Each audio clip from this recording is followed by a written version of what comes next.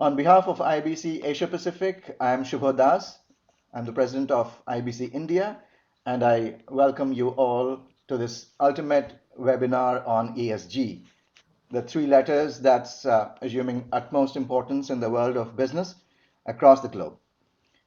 Environmental impacts such as consumption of natural resources, waste discharge and carbon emissions, social factors such as ties with local communities, diversity and inclusion, and building a good reputation with stakeholders.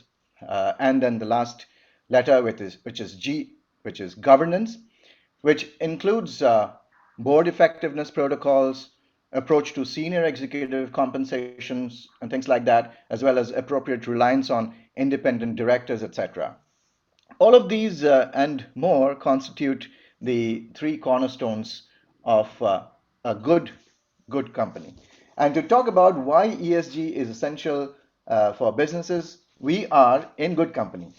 Indeed, we have two esteemed guests, as you can see on the screen, and they are longtime friends of IABC. And I'm going to introduce you to them shortly. In fact, they are, to my mind, the best authorities on this topic today. And they have recently published an outstanding book called Outlast from Harper Collins, a book that tells you why ESG is the corporate mantra of the future. So before we begin, here's a quick introduction to our esteemed panelists. Hi, Dr. Mukund Rajan. Hi, good morning. Thanks for joining, Dr. Rajan. He is the chairman of eCube Investment Advisors, a pioneering platform to catalyze ESG improvements for corporates. Previously, he had a 23-year career with the Tata Group, which is India's largest corporate house, where he served as a brand custodian, chief ethics officer, and the chairman of the Tata Global Sustainability Council. In fact, he has also written a book called Brand Custodian, My Years with the Tata as a Memoir, also from Harper Collins. But today we will focus on his other book, which is Outlast. And here's my copy. Yeah, if you can see. And I think you should get yours as well. Dr. Rajan has co-authored Outlast along with his former colleague, Colonel Rajeev. We all know, the IABC fraternity knows Colonel Rajeev very well. So Dr. Colonel Rajeev Kumar is a strategic communications consultant and a fellow of IABC. And he has a PhD in organizational communication and a Fulbright scholar and a doctoral fellow there at the university, A&M University in Texas, from where he got his PhD. And he was previously the head of learning and development at Tata Group Communications, Corporate Communications. So a very warm welcome to you both. And in this webinar, Dr. Rajan and Dr. Rajeev, they will draw upon their rich experience of working for some of India's largest organizations. We will start with a presentation by Dr. Rajan on how ESG can benefit businesses. And this will be followed by Colonel Rajeev's presentation on ESG for communicators, the communications aspect of ESG. And then we will open up for Q&A. So keep your ESG questions ready. And now I'll hand it over to Dr. Rajan for his presentation. Thank you so much, Subho. I'm just going to share my screen and lovely. So thank you all very much and really appreciate this opportunity to interact with members of the IABC. And as you just mentioned, my co-author on this book, Rajeev, has of course been a long-standing member and really speaks very highly of your activities. So real delight to be with all of you this morning in India, and good day to all of our friends from other countries. So I'm going to open the presentation and cover in the first part the broad contours of the rising importance of ESG. I have to confess this is with a little bit of a lens on the Indian businesses, but I think the applicability is, of course, to businesses anywhere in the world. And then in the second part, Rajeev will take over and cover the implications for business communicators. So ESG, as Subho just mentioned, is a term which has entered the lexicon in a big way over the past 2 years, even though it was crafted for the first time over a decade and a half earlier. And as he was just explaining, the E in ESG environment really covers a range of issues, from the natural resources a business consumes to the pollution it creates, the carbon emissions it generates, and many other environmental impacts. The S, or social, refers to the links and ties a business develops with the local community, the way it treats its own people, and its focus on issues such as diversity and inclusion. And the G, or governance, deals with issues such as board effectiveness protocols, audit controls, appropriate reliance on independent directors, and approach to senior executive compensation. Now, taken together, these ESG issues are seen to critically influence the sustainability of businesses, and their performance on material ESG criteria offer insights into their resilience in difficult times. Now, in India, as we know, such resilience was severely tested during the ongoing COVID-19 pandemic. The pandemic exposed the excessive short-termism of many Indian businesses with limited financial reserves and an inability to sustain overheads beyond a few weeks. And during the migrant labor crisis, the values that many in the corporate sector profess to adhere to also came under scrutiny, particularly for their treatment of stakeholder groups like workers and the decisions to terminate jobs during the pandemic. So the pandemic really exposed the ESG vulnerabilities of many Indian businesses. And if you dig deeper, you could even argue that India is even today in the midst of what many would describe as an ESG.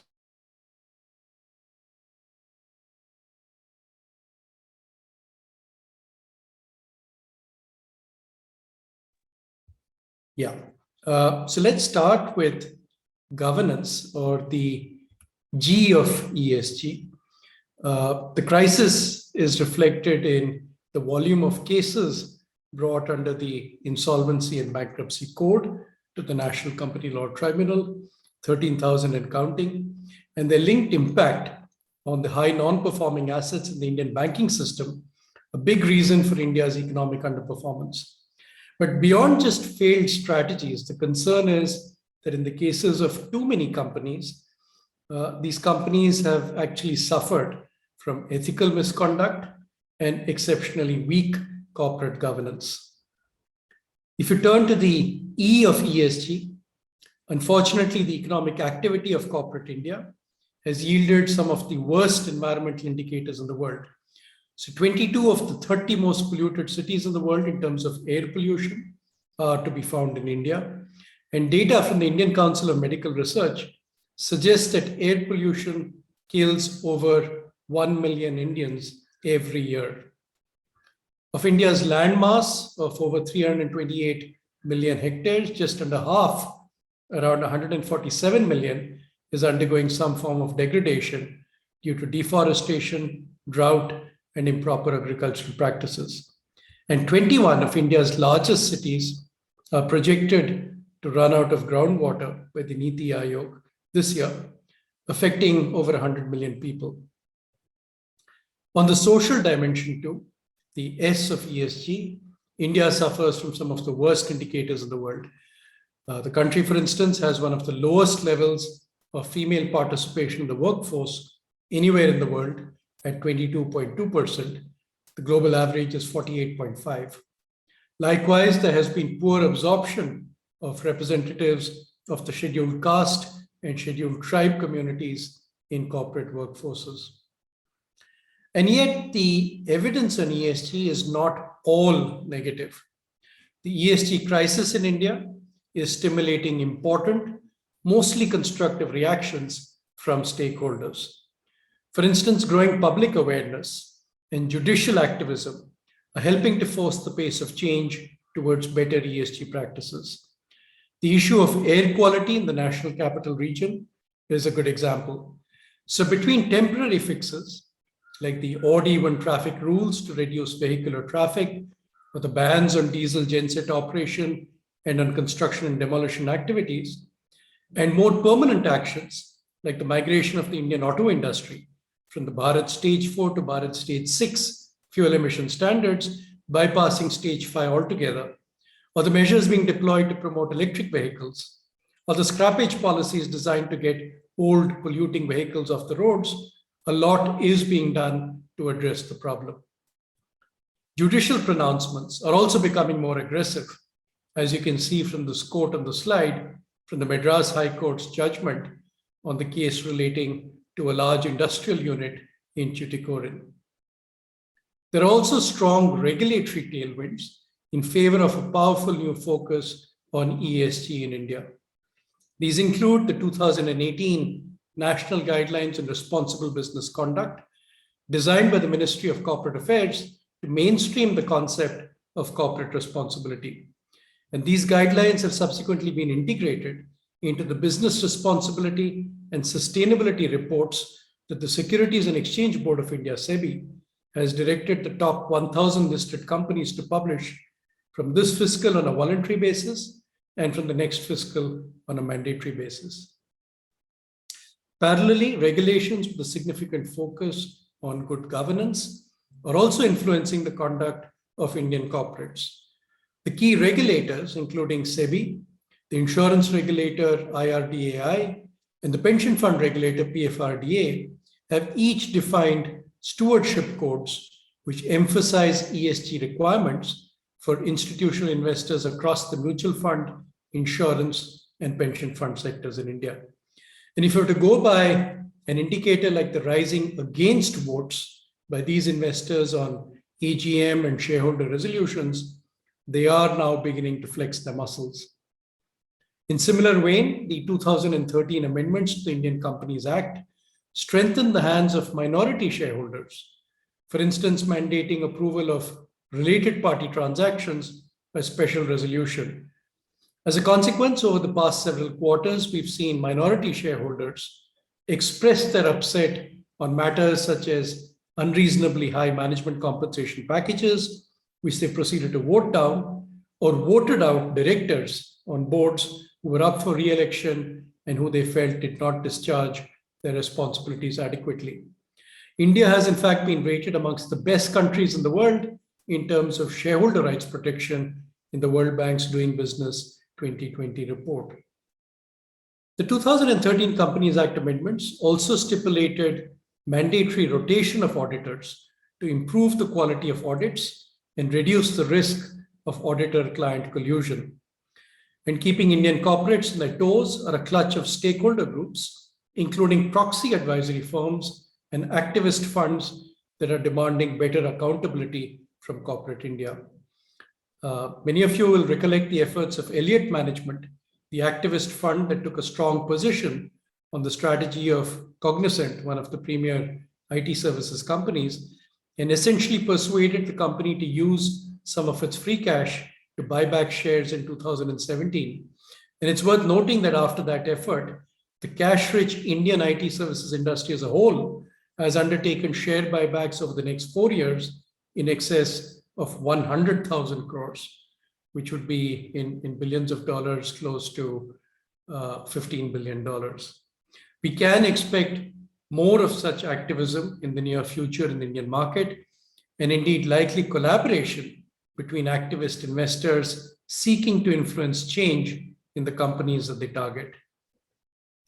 Changes in the Indian ESG landscape are also being catalyzed by actions of stakeholders overseas. And one of the critical drivers of this is the increasing concern about global environmental issues.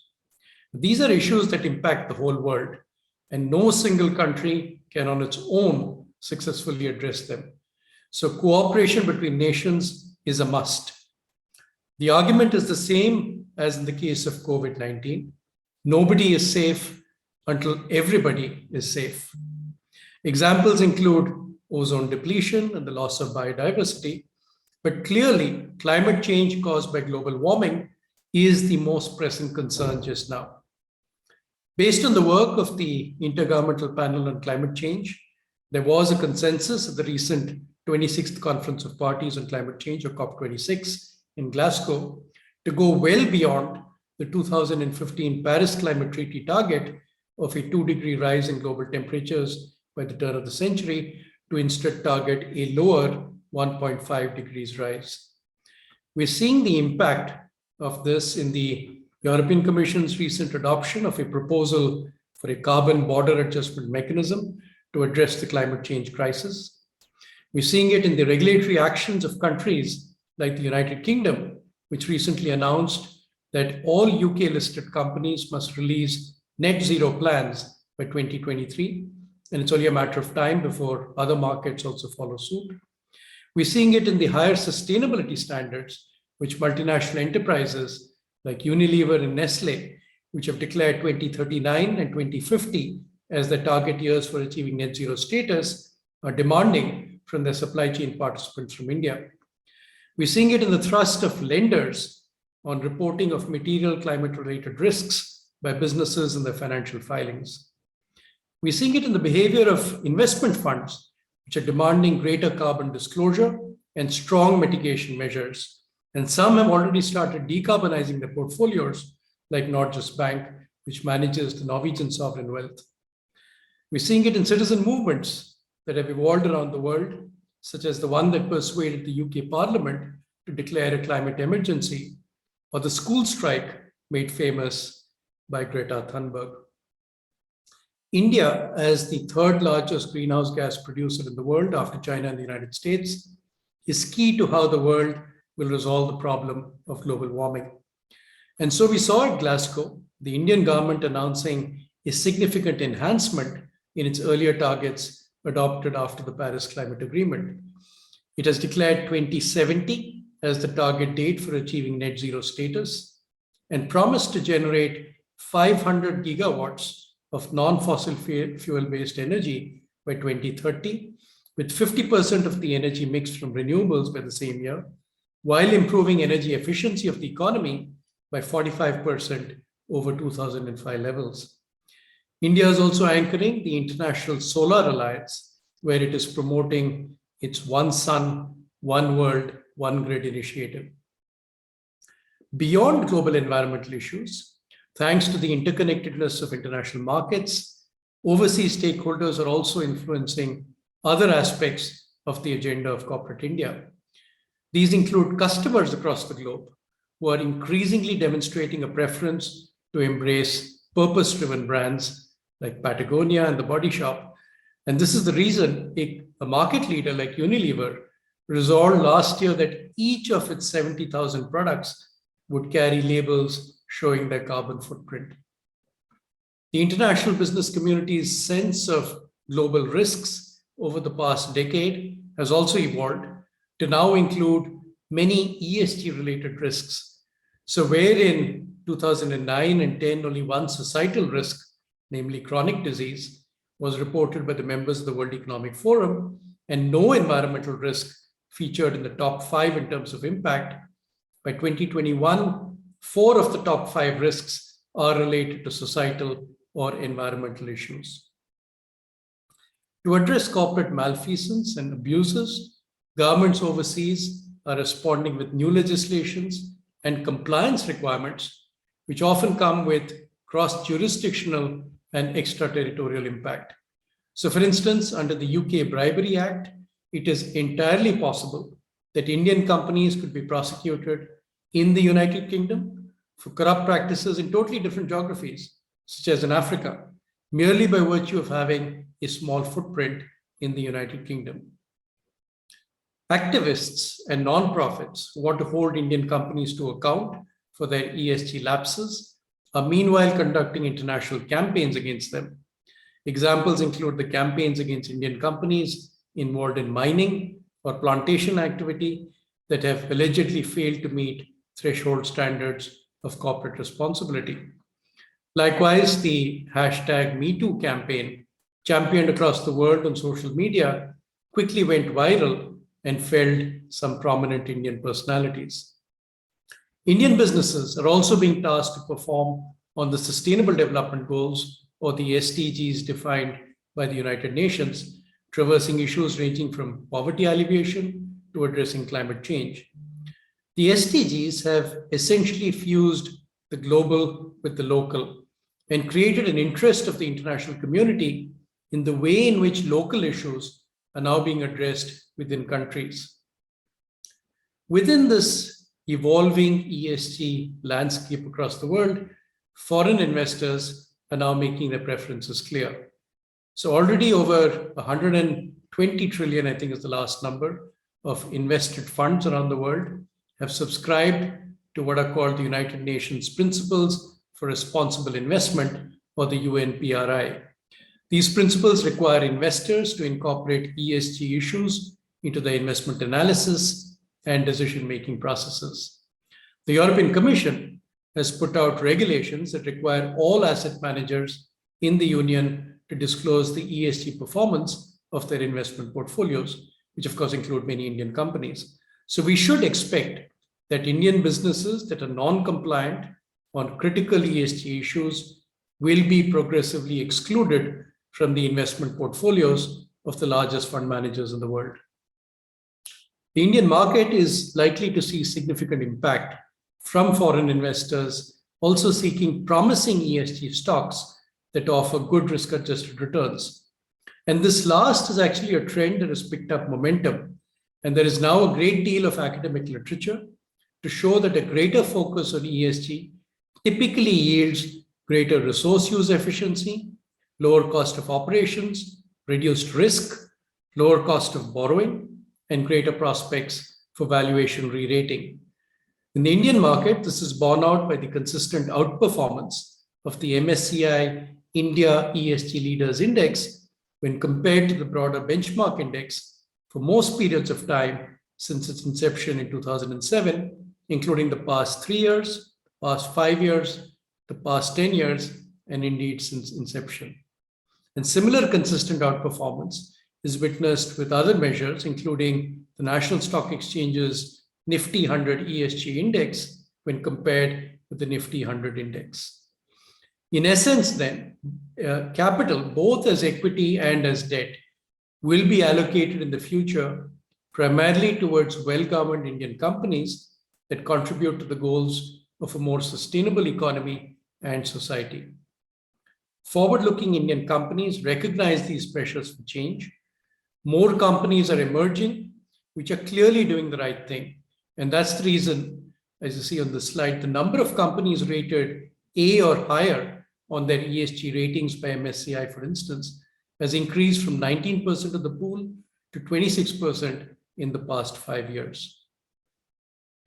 So what do forward-looking companies do differently? First, they accept the need for change.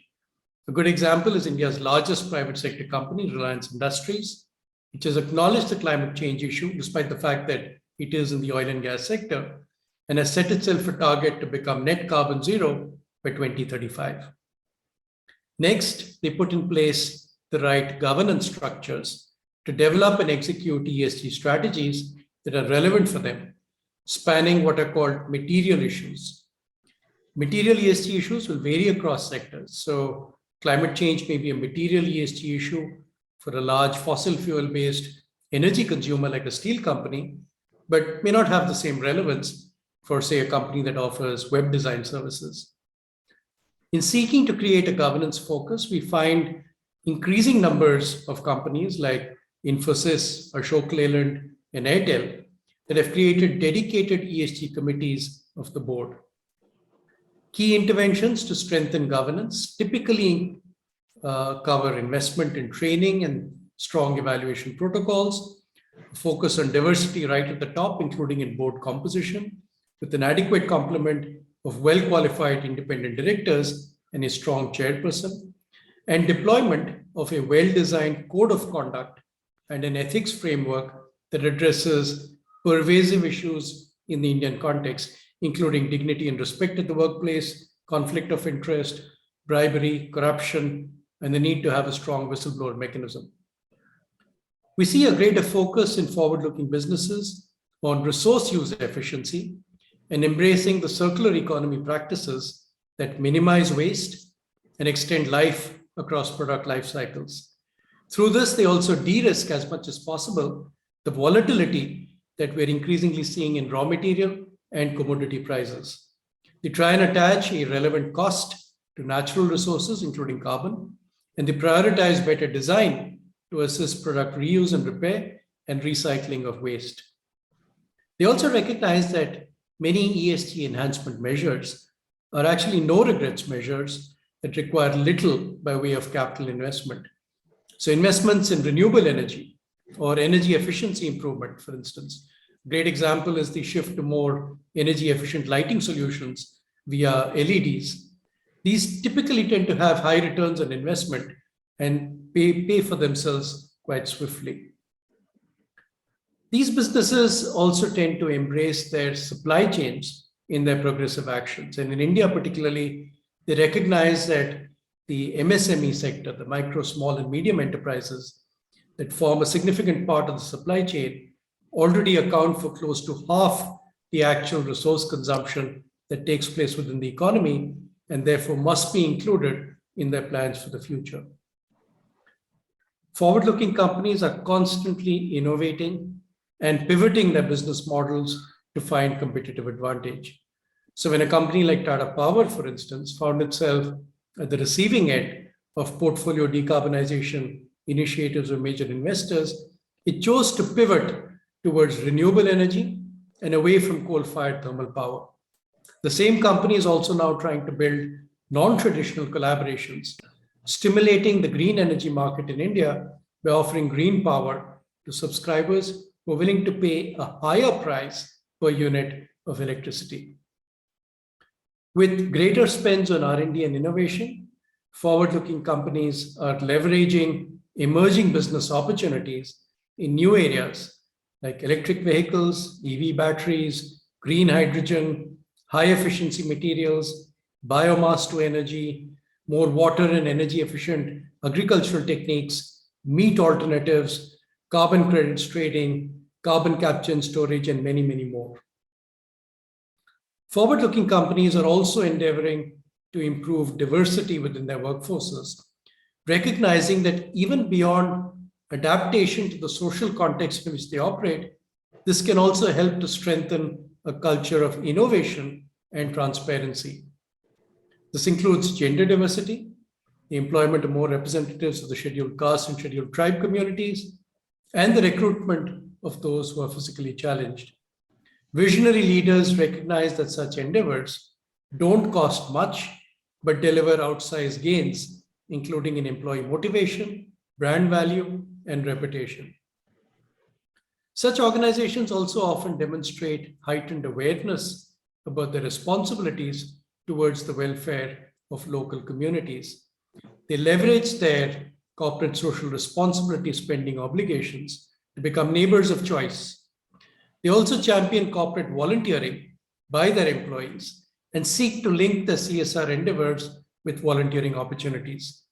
This enhances the pride that their employees feel in the organization, improves employee engagement levels, and helps to deliver powerful social outcomes which draw from the skill sets that their employees possess.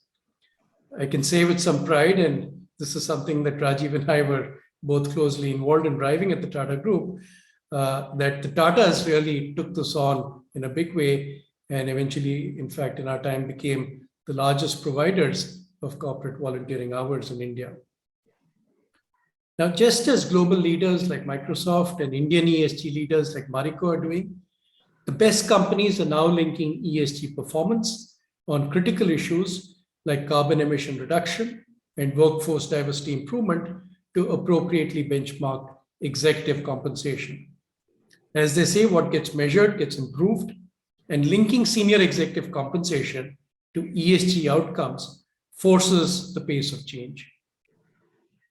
Integral to the link with compensation is a strong focus on measurement of ESG parameters that are material to their operations, tracking performance over time, and making transparent disclosures. There are multiple reporting frameworks being used, including the Global Reporting Initiative, or GRI, and Integrated Reporting, or IR. A universal framework is also on the cards, and this is to be crafted by the new International Sustainability Standards Board, which is announced at Glasgow at COP26. But at the moment, it's still some distance away, and therefore we do lack a common vocabulary that assists transparency and comparability across sectors and markets. But till we get to that point, in the meantime, in India, certainly, the Business Responsibility and Sustainability Report, which SEBI mandated, the Indian Markets Regulator, also called the BRSR, will offer one valuable tool for Indian businesses to communicate their ESG commitment. Now, in the past, there have been allegations of non-transparency of data and what is called greenwashing.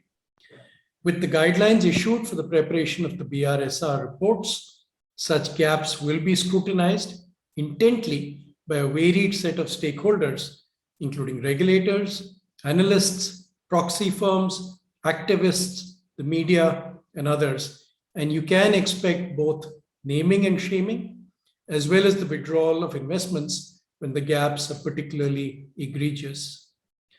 Meanwhile, a clutch of decision support service entities like MSCI, Sustainalytics, in India, CRISIL, Acuite, and several others are processing the voluminous data becoming available on ESG performance and coming out with ESG ratings.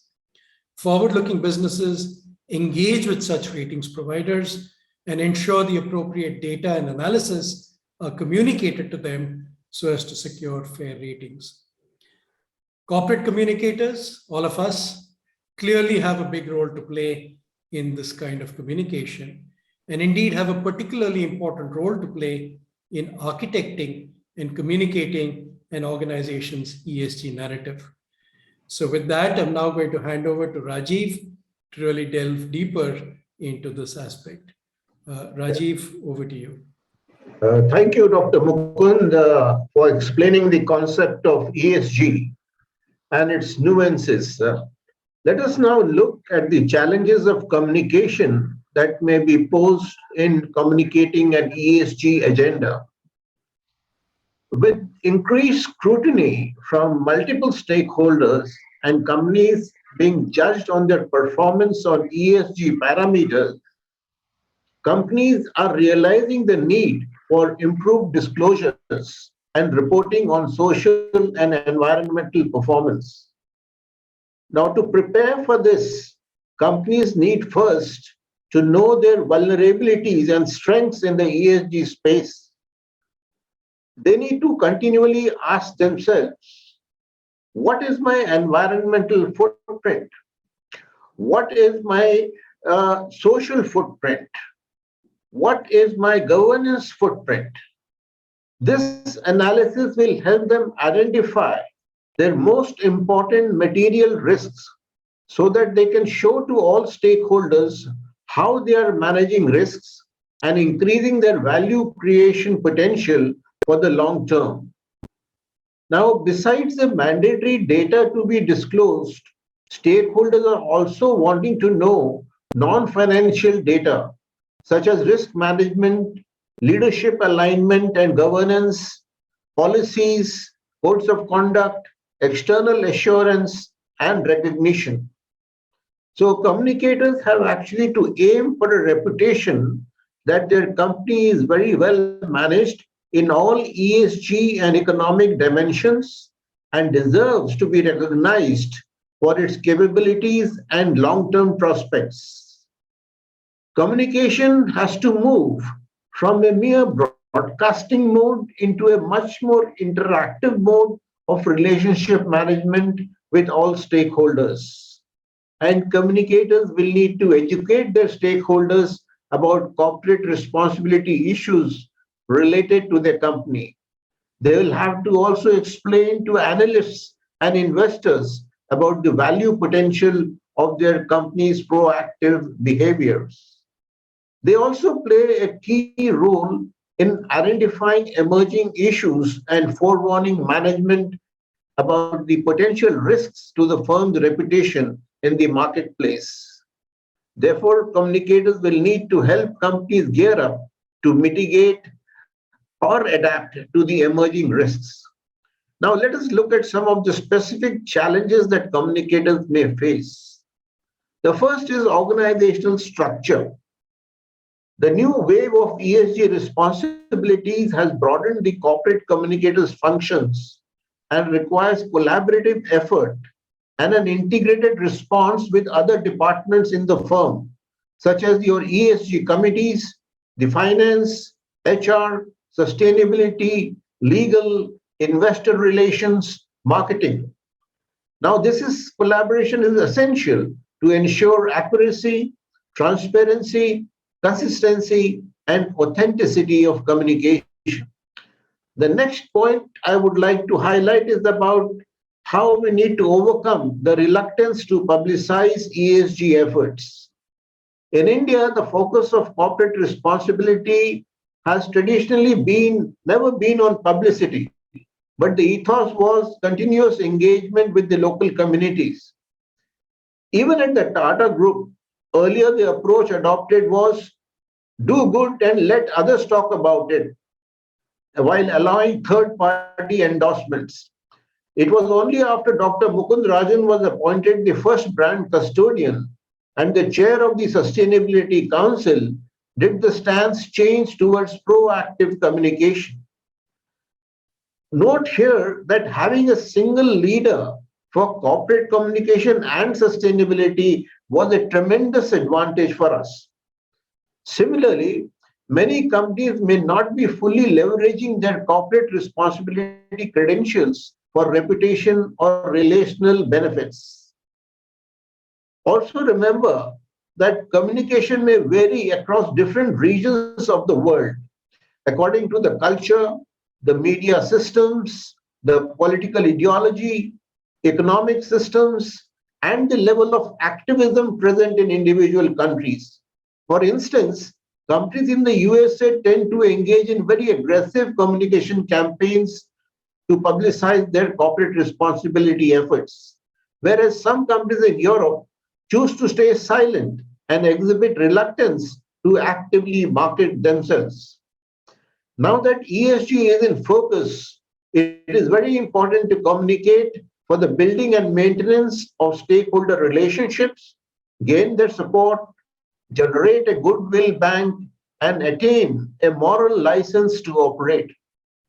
Through ESG initiatives, companies can build a very positive image that will attract investments, consumers, and talent.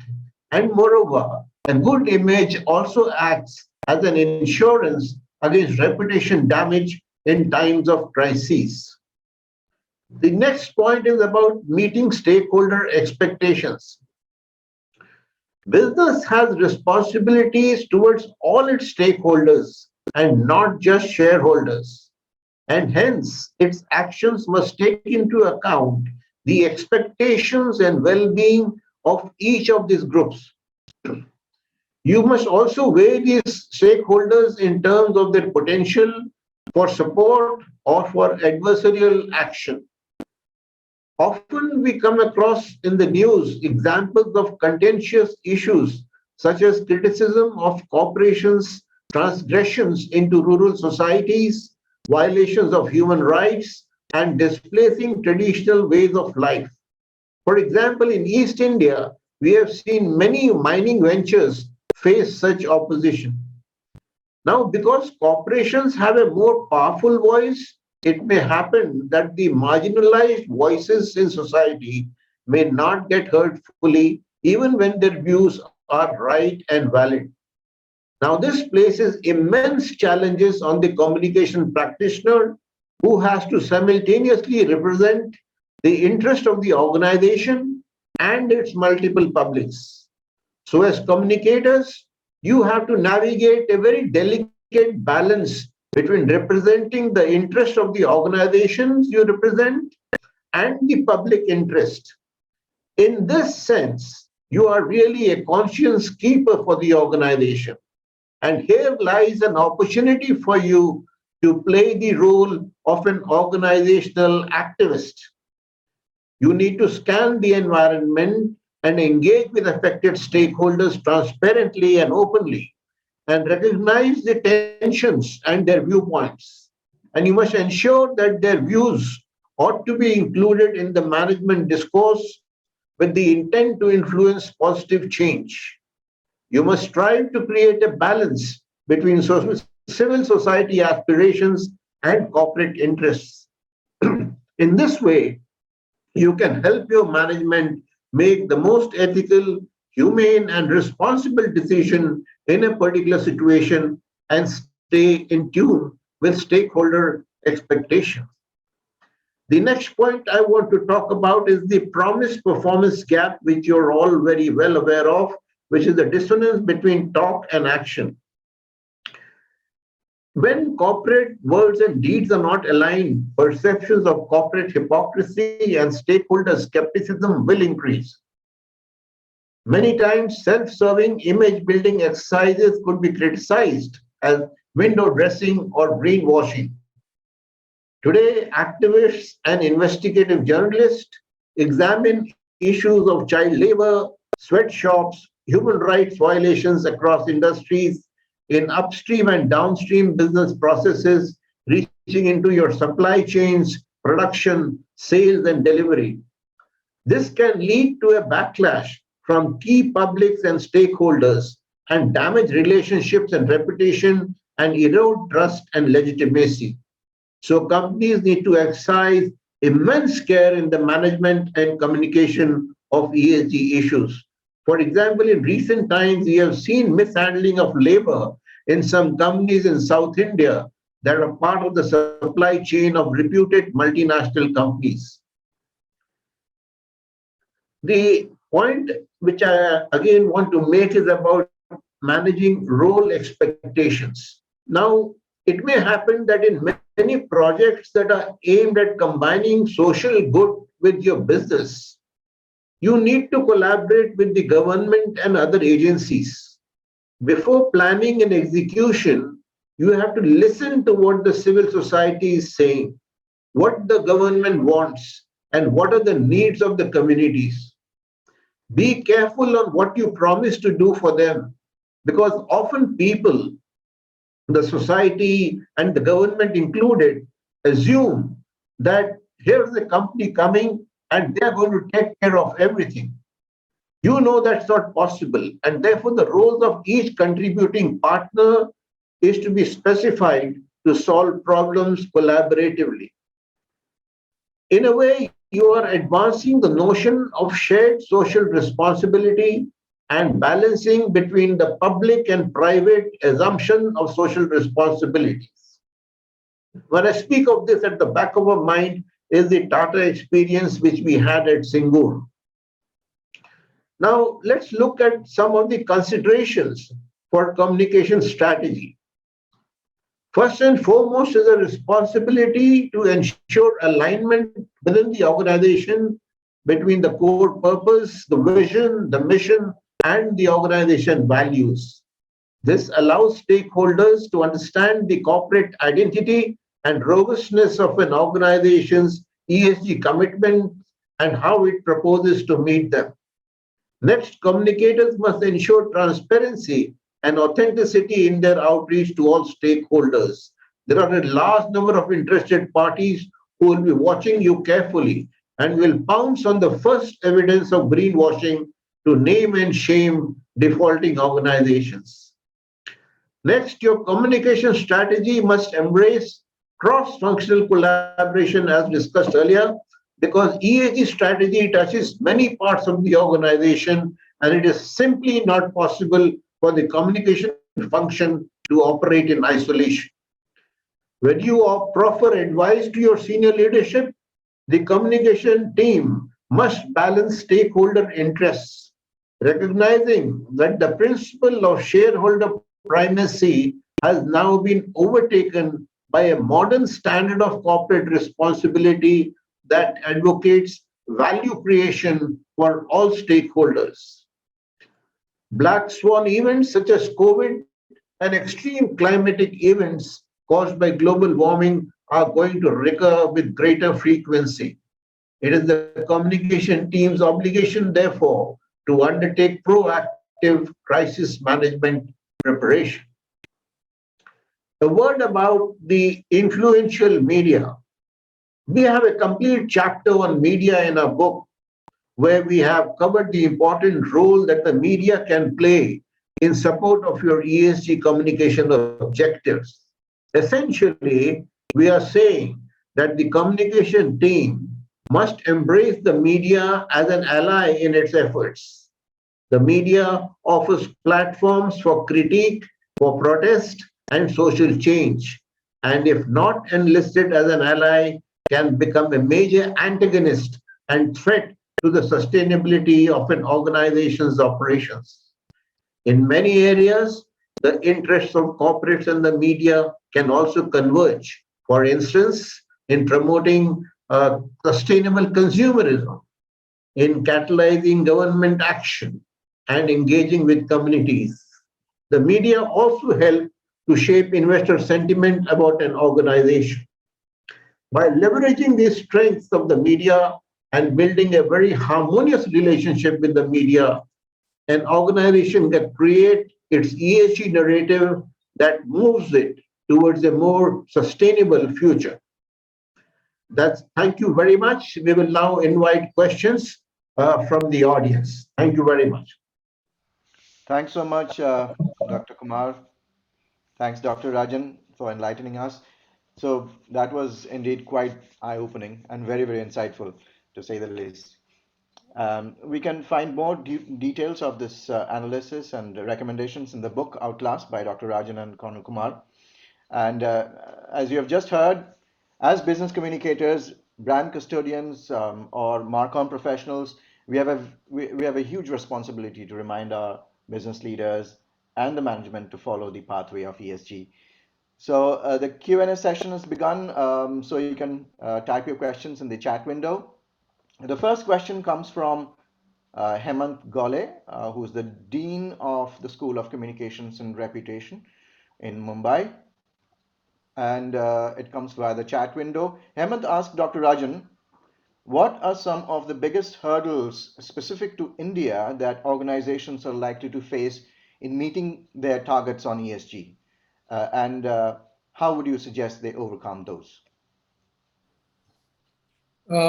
So India, unfortunately, as I mentioned, you could argue that we are in the midst of an ESG crisis, and this spans each of the areas of ES and G. I think particularly on the environment front, if you go back in time, there is this famous speech which Indira Gandhi made at the Stockholm Conference in 1972, where she said, poverty is the biggest polluter. And somehow we sort of internalized that view that the most important issue in developing countries like India on the environmental side is to address the growth agenda, even if it could potentially come at the expense of the environment. And it's taken a lot of time and a lot of effort to shake that sentiment off. And even today, you have many corporations that don't think twice about dumping their effluents just outside the plant, polluting the air and so on. So I think, to my mind, one of the largest challenges that companies face is really to embrace the need to be much more environmentally conscious. There are a large number of rules and regulations already in place, but unfortunately, I think companies tend to try and get away with it if they possibly can, until somebody blows the whistle and brings them to book. In the book, we talk about the example of the BS4 to BS6 transition. Similarly, we talk about the idea of the Niti Aayog that all two-wheelers in India should abandon the internal combustion engine and move towards electrification by 2025, and the huge amount of resistance that both those initiatives receive from the corporate sector. So I think Indian businesses tend to try and push back on change as long as they can avoid it. And that's unfortunate. And I think increasingly in the future, customers and other stakeholders will call them out for it. Likewise, on the social agenda in India, I think the issues we touched upon, in particular gender diversity and the employment of members of the scheduled caste and scheduled tribe communities, both these sections of society are very underrepresented, particularly in the power structures and companies, on the boards and so on. And I think if you really want to demonstrate you're trying to make a difference, you need to address some of that representation of these communities. On the corporate governance front, I'd say there's much more good work that is taking place. Again, many rules and regulations. Regulators have been very proactive. Even the new BRSR requirement from SEBI is going to put a lot of companies on test. So I think there we are making decent progress. And in terms of shareholder rights protection, India, as I said, in the World Bank study last year, was actually rated amongst the best countries in the world. So I think it's a little bit of a mixed bag, but huge scope for companies to make a difference. And the ones that do, I think will really shine in this market. There is a scarcity of strong ESG stocks in the stock markets, for instance. And companies that do a good job of communicating the right narrative, I think will get much greater investor interest. That was a very detailed answer. Thanks, Dr. Rajan. The next question is from Supriya Ranjan Kaur, who is the communications leader at Kyndryl, the IBM spinoff. And his question to Dr. Kumar as well as to Dr. Rajan is on ESG as a profession for communicators. How can business communicators morph into an ESG manager in an organization, for example, and if it's possible at all? Or is there a course we can do in ESG to upskill ourselves? If you can answer So that. I'll request Rajeev to also jump in, but let me just share some brief experiences. Both with the corporate communications community and with the community of sustainability professionals, I think it would be fair in all candor to say that till relatively recently in many companies, with some honorable exceptions, but in many companies, these were a little bit on the periphery. Representatives of these groups are not necessarily included in a lot of the core decision making or sitting at the leadership table taking important strategic calls. That's now overnight almost changed. I think now CEOs want somebody who understands how to manage issues, crises, how to engage with the media. They need sustainability professionals to guide them on how to engage with investors who are now asking tough questions on issues like environmental compliance and so on. So it's overnight almost catapulting these professions into the limelight. And in many cases, the members of these professions aren't necessarily adequately trained or well prepared for the new challenge and for the need to be much more communicative and visible to various stakeholders. So I think there is a lot of training that is required. But the good news is that I don't think at the moment, at least, because these are nascent sort of fields in many spaces and for many companies, I don't think there's an expectation that you need to have a set of tick the box kind of qualifications. You can sort of learn it on the job. And I think in some of the largest companies, people have made those bets. If I take my own example, I mean, I've written a book on the subject, but I had zero training to really be a sustainability professional. And the same holds true for my stint as head of corporate communications at Tata's.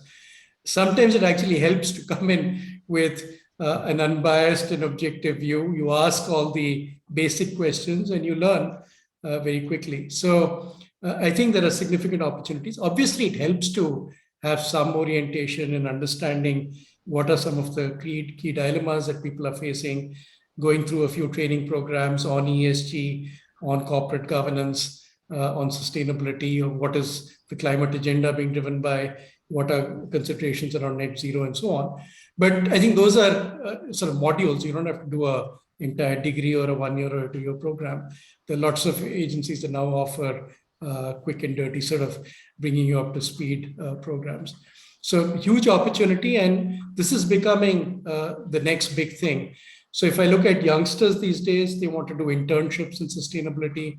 If you look at the large consultancies or the big four audit firms, all of them are hemorrhaging their sustainability teams because they're suddenly getting now recruited by the top corporates at fancy salaries. All the private equity firms are now creating sustainability and ESG focused skill sets within their teams.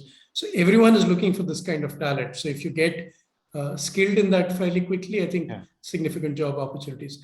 Rajeev, anything you want to add to what I just said? I would just say that corporate communicators have to broaden their knowledge base about business, because one is good to sharpen your skills in this area, but to become more versatile, knowledge of business and concept of ESG is wide encompassing. It's all encompassing. So more and more knowledge about the business needs to be gained. And as you keep gaining more knowledge, become more versatile, You will find new roles evolving for you within the organizations, or you will find more doors opening on different areas. So you don't have to be very, very rigid about your career path. You will be able to switch provided you evolve yourself and develop yourself with greater knowledge about the business and combine it with your skills of the communication area. Thanks, Rajiv, and thanks, Dr. Rajan. So, next question comes from a journalist, a Delhi-based journalist, Shakib Ayaz. He has worked for UNI and PTI and works for Lokniti, a Delhi-based Hindi news portal, as I can find. He is, I think this was already answered, but if you have any specific light to throw on the media as an ally, and if there are any past case studies or references. I think we covered Rajiv, this in our book. We have spoken of one campaign called The Power of 49 and how we actually got the media to collaborate with the Tata Group to advance a social cause where women should play a greater role in the polling and to enhance their participation in the election polls. So you can read about it in the book. This was a campaign which became very successful, won many awards. But here we saw that the media played a very major role collaboratively without, I mean, it was not a paid for campaign. And you saw many political parties also picking up the women's agenda because of this campaign. So you can actually find that media has interests which are for social good. You have to have the right contacts and pitch your campaign or pitch your ideas correctly to them. And you can see that there are many areas where your interests converge, which we have mentioned earlier. Thanks, Dr. Rajiv. So Shakib works for Ad Factors PR now, so that's a correction there. Next question comes from Sushmita Bandopadhyay, who is from Weber Shandwick, an IBC member and formerly from the corporate sector. Her question is, what is the common denominator or clarion call to drive cross-functional collaboration in organizations? So let me take a stab at that. I think in many organizations, you'll see that really the tone is set at the top. So that's why I mentioned that some of the efforts being made by the most forward-looking companies start with addressing the whole governance charter for sustainability and ESG. If you can create that locus of governance somewhere very high up in the company, in many companies it actually is now resting in the board through an ESG committee of the board, then it creates the organizational visibility for the agenda. And starting with that focus, then creating the strategy, and then securing the alignment across various functions to be responsive to that agenda. So I would really start with creating a locus of responsibility very high up, either with the CEO or somebody who's a direct report to the CEO, or indeed in the board of directors. We've seen something very similar happen in the last half a decade or so on CSR, where again the elevation of the CSR discourse to the level of the board through the creation of a CSR committee of the board and the involvement of independent directors in the operations of that committee has again elevated the entire CSR agenda in India. So I think you need something similar to happen in ESG for it to sort of cascade across the organization. So once you have the right tone at the top, once you have the right strategy in place, and then you start creating alignment across functions, I think the rest of it falls into place thereafter. Great, thanks. Next question from Jyoti Khan, who is in Singapore and previously from India. She is asking that India has a thriving startup ecosystem. The question is, are you seeing startups looking at ESG for innovation or a line of business?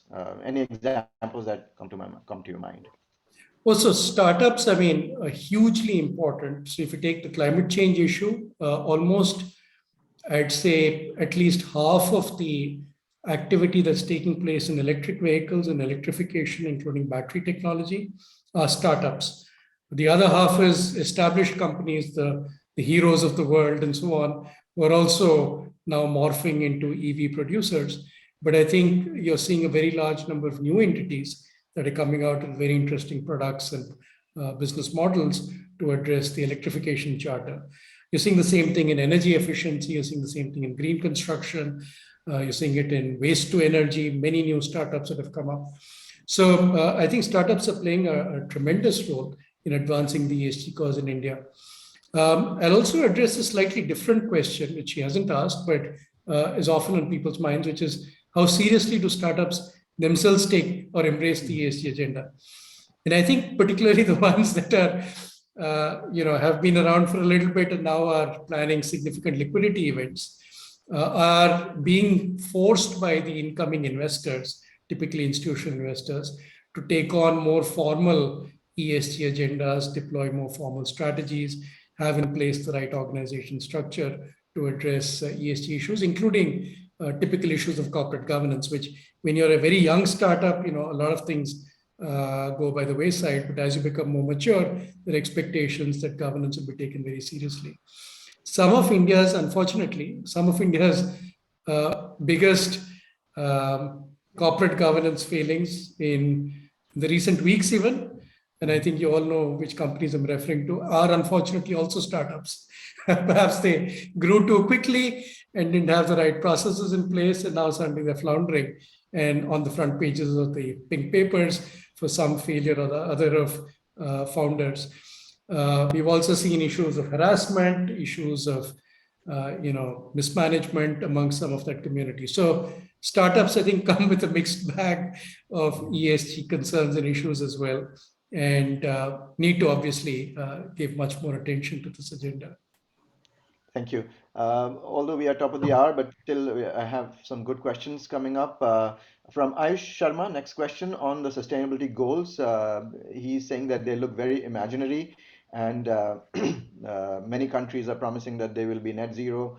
But what do you look at when you look at India at a glance? Should we be confident about a country that is going to do good from a sustainable development point of view? So the ambition that India has announced, actually speaking, a lot of people would argue is not necessarily terribly ambitious, nor are the requirements terribly onerous. We're talking about net zero by 2070. And most of the developed world and even countries like China have taken net zero targets at least a decade ahead of that. So I have every confidence that we will reach those targets without too much difficulty. It's the shorter term targets that are a bit more interesting, including the promise of 500 gigawatts of non-fossil fuel energy and 50% of the energy mix coming from renewables.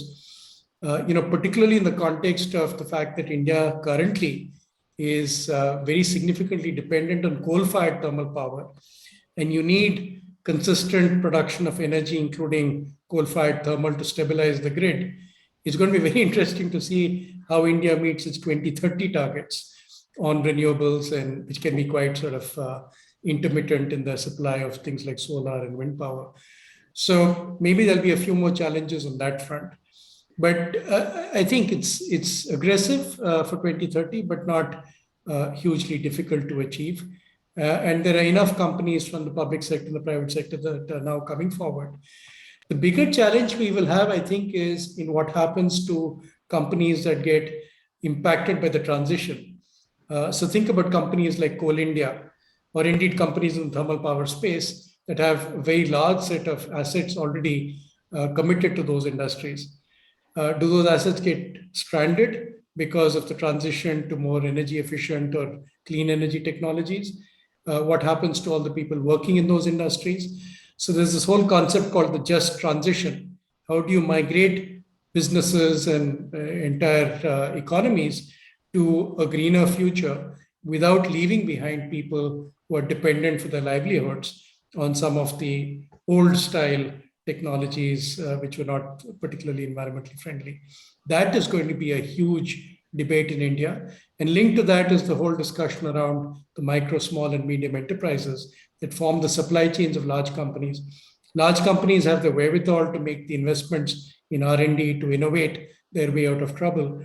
But it's the small companies that are going to find it much more difficult to address the transition. So there, I think, huge amount of debate, discussion will be required to get everyone aligned and to ensure no one is left behind. Great, thanks. So I think we'll take one or two more last questions. I'll combine the two questions coming to Dr. Rajeev from Maushami Balachandran, who's an IBC member from AstraZeneca in Chennai.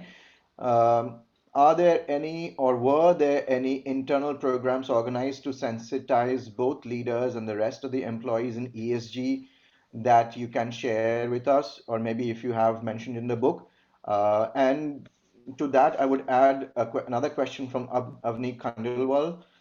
And Avni asks that, Rajiv sir, are there any measures that communicators can take to manage role expectations?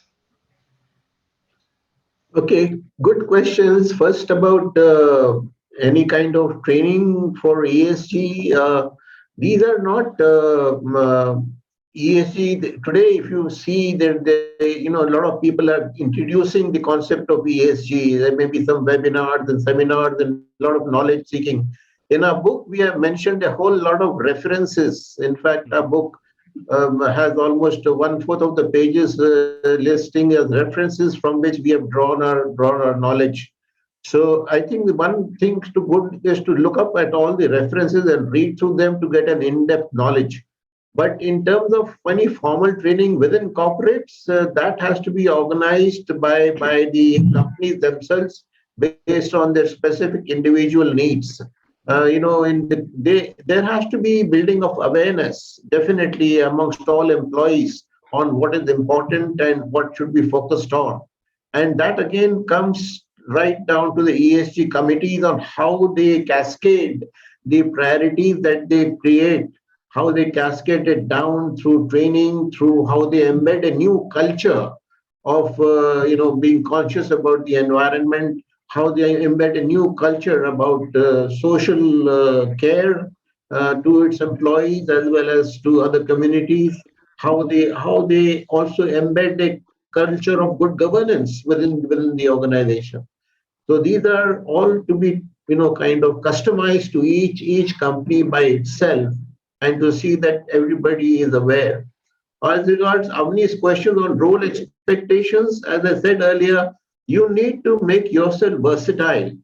You don't need to confine your knowledge base to the communication function, but you have to learn about other functions. You have to learn about how business operates so that you're able to operate or situate your communication function within the larger business context. And our aim as corporate communicators is always been to support the business objective.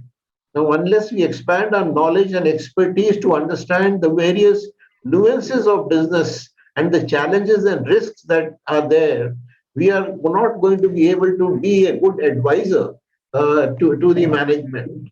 So you need to read a lot. You need to read beyond what is required for you to read, and be versatile, have more interaction with other departments, walk up to the business leaders, have conversations, engage with them, know what they are doing, go to the HR people, try to find out what they are into and how you can collaborate with them.